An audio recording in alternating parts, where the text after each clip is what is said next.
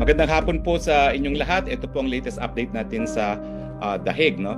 Lilinawin ko lang po yung mga lumalabas na report, hindi po magiging abogado ng presidente si VP Sara dahil sa saligang batas natin ay mayroong pagbabawal sa pag-practice ng profesyon. So ang kanyang karapatan po bumisita ay birang anak, no? So ulitin ko po, hindi siya papasok bilang isang abogado. Pero kanina po, alas 9 hanggang alas 10 sa imedya, ay nakapasok po at nakabisita si Executive Secretary Medaldea, former Executive Secretary Medaldea, at importante po na malaman ninyo kung anong lagay ng ating presidente. So ES, kamusta po ang ating presidente? Magandang hapon po sa inyong lahat. Okay naman siya. He's in very high spirits. Ano lang siya, naiisip niya mga sumusuporta sa kanya. Papasalamat siya sa inyong lahat. Tuloy niyo lang ang dasal.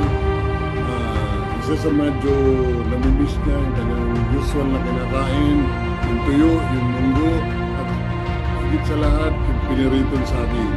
Yun ang nawawala sa kanya. Other than that, it's okay.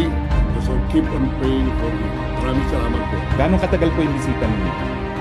Siguro effectively mga isang oras lang. Kasi maraming protocol na pagpasok. Sinisunod tayo sa proseso nila.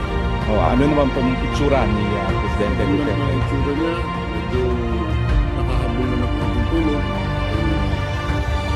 Yun, okay naman. Meron ba ko siyang mensahe para sa mga nagmamahal sa kanya dito sa buong mundo? Tinanong ko siya niyan, sabi niya, mahal na mahal ko kayong lahat. At maraming salamat sa lahat ng suporta na binibigay niyo sa akin at sa aking pamilya. Okay. So, maraming salamat ES. Si ES po ay nagmamadali, nasa baba ng kanyang sundo. We will give you the latest update pag meron naman po. Maraming salamat po.